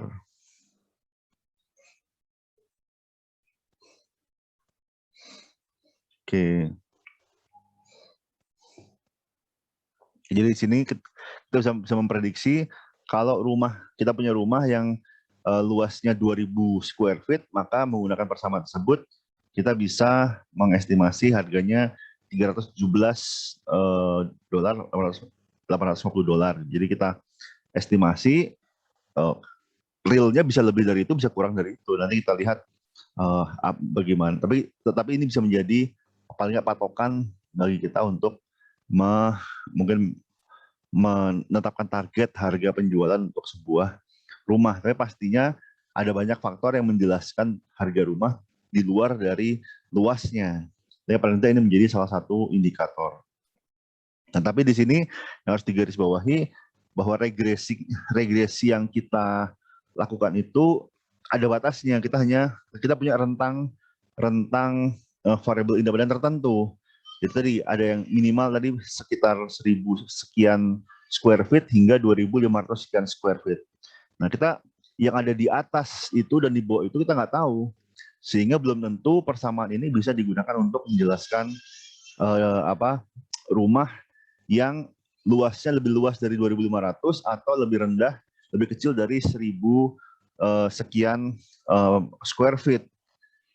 Jadi di luar itu kita nggak tahu. Tapi ketika ada rumah yang harganya atau yang luasnya 2.300, 2.400 itu bisa kita estimasi dengan persamaan regresi kita. Disitulah kenapa kita harus melaporkan rentangnya, harus melaporkan demografi kita. Kenapa? Karena di luar rentang tersebut kita nggak bisa mengestimasi, kita nggak bisa memprediksi. Kita hanya bisa memprediksi. Jadi persamaan regresi kita hanya bisa digunakan untuk memprediksi apa yang berada pada rentang data kita. Kalau rentang data kita hanya 1.000 hingga 2.500, ya persamaan regresi kita hanya bisa digunakan untuk mengestimasi harga rumah pada rentang luas tersebut. Nah, sini ini variasinya ada SST, SSR, SSE, ini ya sum of square. Ini rumusnya. Ini adalah predicted. Ini adalah actual variable dependent aktualnya dikurangi rata-ratanya, kemudian dikuadratkan, kemudian dijumlahkan. Ini sum of square total. Ini sum of square regression. Ini Ini predicted value of y dikurangi rata-rata dari y yang actualnya. Ini y actual ya. Jadi ini adalah selisih antara actual y dikurangi rata-rata dari actual y dikuadratkan. Ini adalah predicted y dikurangi rata-rata dari actual y rata-ratanya, kemudian dikuadratkan. Nah, ini adalah actual y dikurangi predicted y dikuadratkan. Jadi ini adalah errornya. Kita ingin meminimalisir error sum of square ini. Ini total variasi. Ini adalah variasi yang dapat dijelaskan oleh model. Jadi R square kita adalah dari sini. Sedangkan ini adalah variasi yang tidak dapat dijelaskan atau errornya. Dan setiap persamaan regresi pasti ada errornya. Tugas kita adalah meminimalisir error tersebut. Nah, di sini, jadi di sini ini adalah rata-rata dari y. Ini adalah variasi keseluruhan. Ini adalah rata-rata yang dapat dijelaskan. Ini adalah rata-rata yang tidak dapat dijelaskan. Jadi ini rata-rata y. Ini persamaan regresi kita. Nah, jarak antara rata-rata y dengan persamaan regresi ini adalah variasi yang dapat dijelaskan oleh model kita. Sedangkan selisih antara garis regresi dengan actualnya ini adalah variasi yang tidak dapat dijelaskan. Dan kita ingin meminimalisir SSE ini. Oke, R square di sini adalah SSR dibagi SST. Dan R square ini rentangnya antara 0 hingga 1. Nggak mungkin lebih besar dari 1, nggak mungkin lebih kecil dari 0. Jadi pasti positif. 0 positif, 0 atau lebih besar dari 0. Tapi lebih kecil dari 1. Lebih kecil sama dengan 1. Ini, nah ketika semua titik ada di garis, ini perfect linear relationship R square sama dengan 1. Sini baik ketika hubungannya berbanding lurus maupun berbanding terbalik, ketika tepat di garis maka R square sama dengan 1. Nah, ketika data menyebar dari garis regresi maka R square-nya berubah. Semakin menjauh dari garis semakin kecil R square. Semakin mengumpul, jadi semakin menjauh dari garis semakin mendekati 0, semakin lemah. R square-nya semakin mendekati garis, ini menjauh ya, lemah ya. Jadi semakin mendekati garis, semakin mendekati 1, semakin kuat R square-nya, semakin kuat menjelaskan variable dependent. Nah, ini tidak ada linear relationship, jadi ini nggak ada hubungan antara X dengan Y. Kemudian di sini, oke, ini digunakan untuk mengestimasi menggunakan R square. Di sini sum of square dari regression dibagi sum of square dari totalnya. Diperoleh seperti ini. Kemudian adjusted, sebentar. Ini standard error of division. Nah, ini standar errornya. Standar error dari persamaan regresi kita. Setelah itu, oke, jadi ini standar error ini dapat dibilang juga akurasi dari persamaan regresi kita. Semakin mengumpul ke garis ini semakin kecil standar errornya, semakin menyebar maka semakin besar standar errornya. Nah, ini ada assumption of regression line, jadi hubungannya linear, kemudian errornya independen, tidak berhubungan, tidak berkorelasi, kemudian errornya normal. Ketika errornya tidak normal, artinya ada variabel lain yang menjelaskan yang tidak ada dalam model. Kemudian ada equal variance di sini, disebut juga homoskedastisitas. Jadi variasi per level X itu konstan. Nah, ketika datanya tidak linear, maka pasti akan terlanggar lebih dari 1. Jadi antara linearity atau equal variance. Jadi ketika kurva linear, bisa jadi linearitasnya terlanggar, bisa jadi equal variance-nya pun juga terlanggar. Karena ini biasanya berhubungan antara linearity dan equal variance. Ini residual analysis, ini selisihnya. Kita lihat, kita cek untuk asumsi-asumsi linearity, independence, normal, distribution, dan homoskedastisitas. Nah, ini tidak linear, ini linear mungkin bisa dibaca sendiri. Nah, di sini ini bukan variabel X-nya, ini residualnya, ini selisihnya. Jadi yang kita inginkan adalah setelah kita estimasi variabel dependent-nya, maka errornya itu tidak berkorelasi satu sama lain. Jadi rata. Ketika dia bergelombang seperti ini atau ketika dia memiliki arah berbanding lurus atau berbanding terbalik, maka dia tidak independen. Ini bisa dicek dengan step and leaf, atau bisa juga dengan skewness kurtosis. Ini ada equal variance, bisa kita uji dengan Levin. Ini autocorrelation, sekali lagi ini hanya kalau kita lakukan data time series. Kalau datanya bukan time series, maka nggak perlu dilakukan Durbin-Watson autocorrelation. Ini mungkin saya skip saja. Ini slope-nya. Ini standar estimasi dari slope. Ini rumusnya, ini adalah standar error dari persamaan regresi dibagi dengan standar error dari sum of square dari selisih antara X dengan rata-ratanya. Jadi X dengan rata-rata X dijumlahkan, dikuadratkan dulu, dijumlahkan, lalu diakar, diperoleh standar error dari regression slope.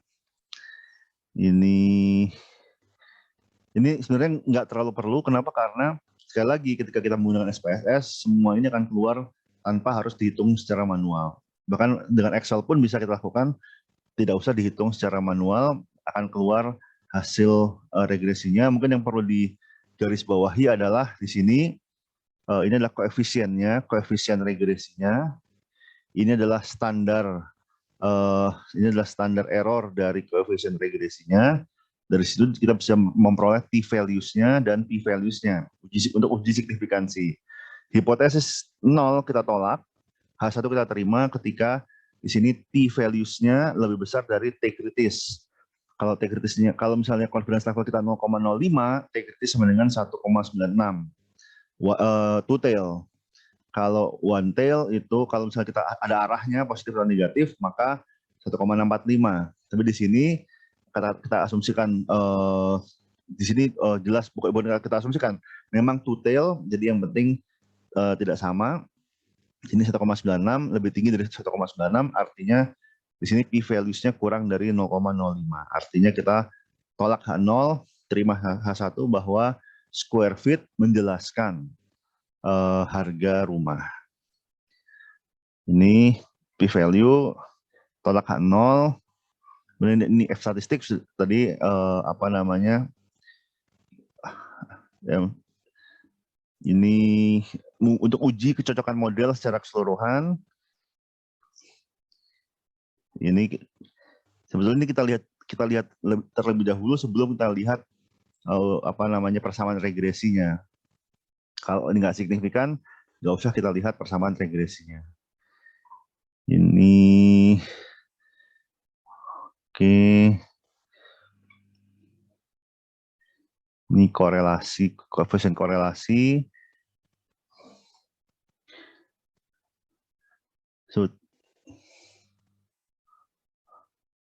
Oke, sebetulnya kalau ketika kita sudah uji regresi, kita nggak usah uji korelasi lagi. Karena uji korelasi itu adalah ketika kita belum ada asumsi sebab akibat, sehingga kita tidak bisa melakukan regresi. Tapi mungkin di sini ketika kita tidak bisa melakukan uji regresi, maka kita bisa melakukan uji korelasi di sini. Apakah ada asosiasi antara harga rumah dengan apa namanya square feet? Ini bisa kita hitung dengan korelasi Pearson atau korelasi Pearson terutama. Ini mungkin saya skip saja. Input value. Oke, ini penting pitfalls of regression analysis. Jadi yang harus kita perhatikan adalah asumsi. Jadi jangan sembarang kita asumsikan, tapi harus diuji. Jangan sampai ketika kita tahu bahwa asumsinya nggak terpenuhi, kita paksakan. Kalau seperti itu, maka seringkali hasilnya jadi bias, hasilnya jadi tidak valid, sehingga percuma Anda melakukan statistik canggih-canggih kalau ternyata hasilnya tidak valid. Nggak tahu bagaimana cara mengevaluasi asumsi, nggak tahu alternatif ketika sebuah asumsi dilanggar menggunakan regresi tanpa pemahaman dari subject matter. Jadi tanpa kerangka teori, kita nggak tahu teorinya, kita main uji saja. Jadi semacam data mining, kita menebak-nebak. Akhirnya mungkin kita masukkan model yang nggak make sense, itu terjadi. Kemudian terakhir kita mengekstrapolasi di luar rentang yang relevan tadi. Misalnya antara 1000 hingga 2500, di luar itu nggak bisa kita pakai persamaan regresi kita karena data kita hanya antara 1000 hingga 2500. Ini strateginya kita mulai dari scatter plot. Jadi kita selalu mulai dari scatter plot, setelah itu kita cek residual analisisnya, kita lihat errornya seperti apa distribusinya. Dari situ kita bisa melihat apakah ada pelanggaran asumsi dari persamaan regresi tersebut. Nah, ketika ada pelanggaran, maka gunakan alternative methods. Sebetulnya selain ini ada menggunakan transformasi, tapi mungkin nggak di sini. Jadi itu untuk statistik yang lebih lanjut, untuk keuangan terlebih lagi ya, untuk keuangan, untuk ketika ada autokorelasi, apa penanganannya, itu ada serangkaian statistiknya, tidak di perkuliahan di mata kuliah ini, tetapi itu dimungkinkan, diperbolehkan kita melakukan transformasi untuk memperbaiki ketika data kita tidak normal atau tidak memenuhi asumsi regresi. Oke, mungkin itu saja poin perkuliahan hari ini. Sudah jam 11.21. Mungkin ada pertanyaan, silahkan. Untuk perkuliahan hari ini, untuk yang multiple, kenapa? Izin bertanya, Pak. Ya, silakan. Kan tadi sempat dijelasin juga kalau misalkan kita bisa pakai linear regression itu kalau udah lolos uji asumsi klasik kan ya Pak, yang Ya, ada betul. multiplicity, heterogeneity, dan lain sebagainya.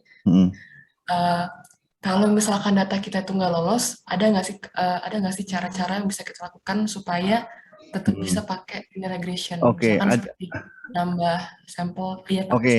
Oke, good point. Nambah sampel itu tidak jaminan. Jadi, Pak, data saya nggak normal, Pak. Terus tambah sampel. Bisa jadi tambah nggak normal gitu. Jadi yang membuat data Anda nggak normal itu apa? Itu cari apakah outlier? Kalau masalahnya ada di outlier, data Anda nggak normal karena outlier, solusinya adalah membuang outlier, bukan menambah data. Jadi jangan sampai Anda tambah data malah tambah outlier gitu. Paham nggak? Jadi ketika ada masalah, itu pasti ada solusinya, pasti ada obatnya. Ya, ketika ada penyakit ada obatnya. Dalam hal ini ketika data Anda bermasalah, tidak memenuhi asumsi klasik, cek dulu apa sebabnya. Misalnya, oh menceng. Kalau menceng, biasanya ada outlier di situ. Nah, outlier itu ada rumusnya. Misalnya, kalau nggak salah 3 kali standar deviasi. Jadi data yang berada dari 3 kali standar deviasi, karena asumsinya adalah 99% data kita itu ada di plus minus 3 kali standar deviasi. Jadi kalau misalnya ada data yang di luar itu kemungkinannya hanya 1%. Nah, di situ outlier boleh kita buang, tapi kalau nggak salah dari rule of thumb, kita nggak boleh membuang outlier lebih dari 5% dari total data kita di awal. Jadi kalau data kita di awal ada 100, kita lihat outliernya ada 7, itu kita cuma boleh buang 5 teratas, 5 terbawah. Jadi 5 yang outlier yang paling menceng. Outlier itu bisa di atas, bisa di bawah, bisa di rentang atas, bisa di rentang bawah. Itu kita nggak boleh membuang lebih dari 5%. Kenapa? Kalau nggak ada batasan tersebut, ya kita bisa sampai habis data kita. Artinya ya itu bagian dari bisnis confidence level kita 90%. Jadi kita masih ada kemungkinan 5% tadi ini outlier gitu, bisa kita buang. Tapi kalau memang sudah dibuang 5% masih menceng juga, ya artinya memang bukan outlier masalahnya. Karena bisa jadi setelah dibuang outliernya masih ada outlier lagi, dibuang lagi masih ada lagi, dibuang lagi masih ada lagi. Karena begitu kita membuang outlier kan rata-ratanya berubah. Rata-ratanya berubah, standar deviasinya berubah. Bisa jadi data yang sebelumnya bukan outlier, setelah outlier yang dibuang menjadi outlier gitu. Jadi harus ada cut off-nya. Jadi rule of thumb-nya biasanya 5%. Jadi 5% ini kalau sudah Anda buang, misalnya data Anda ada 1000, ya Anda hanya boleh membuang maksimal 50 poin, data poin. Kalau memang outlier ya, syaratnya membuang ini nggak boleh cherry picking, nggak boleh asal-asal buang. Buang yang lebih besar dari 3 kali standar deviasi dari rata-rata. Terus bagaimana kalau sudah dibuang outliernya tetap tidak normal, maka ada proses transformasi. Ada banyak transformasi, mungkin silakan dipelajari sendiri untuk proses transformasinya. Ada yang menggunakan apa namanya? Saya jadi lupa. Ada log transform, intinya ada beberapa, ada standardized, jadi bisa dijadikan distribusi Z. Itu intinya ada macam-macam. Tetapi memang itu nggak jaminan. Nah, worst case skenario kalau misalnya udah nggak bisa juga, maka kita menggunakan regresi lain atau metode lain yang tidak terlalu yang tidak mengasumsikan distribusi normal. Misalnya generalized linear model.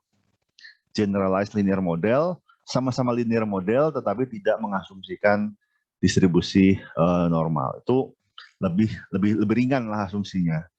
Tapi memang lebih ribet. Jadi tetap idealnya kita gunakan regresi, tapi harus diuji terlebih dahulu asumsinya. Kalau udah asumsi nggak terpenuhi, sudah kita lakukan upaya koreksi, ternyata tidak bisa terkoreksi, ya jangan dipaksakan. Lebih tepat kita menggunakan metode yang sesuai, yaitu misalnya generalized linear model. Oke. Oke, Pak, terima kasih, Pak. Oke, terima kasih. Mungkin itu saja dulu. Untuk minggu depan kita akan masuk ke multiple linear regression. Jadi hari ini kita masih membahas simple linear regression. Minggu depan kita akan membahas multiple linear regression. Mungkin itu saja dari saya. Mungkin setelah ini tolong ketua kelas, masing-masing tadi yang saya minta untuk merekam, tolong dikirimkan ke saya dalam bentuk Google Drive.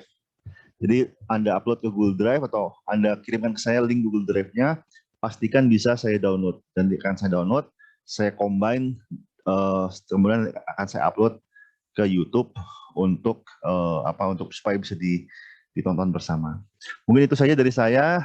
Terima kasih banyak. Sampai ketemu minggu depan. Selamat siang. Assalamualaikum warahmatullahi wabarakatuh. Waalaikumsalam warahmatullahi wabarakatuh. Waalaikumsalam warahmatullahi wabarakatuh. Terima kasih, Pak. Yo, sama-sama. Terima kasih, Pak.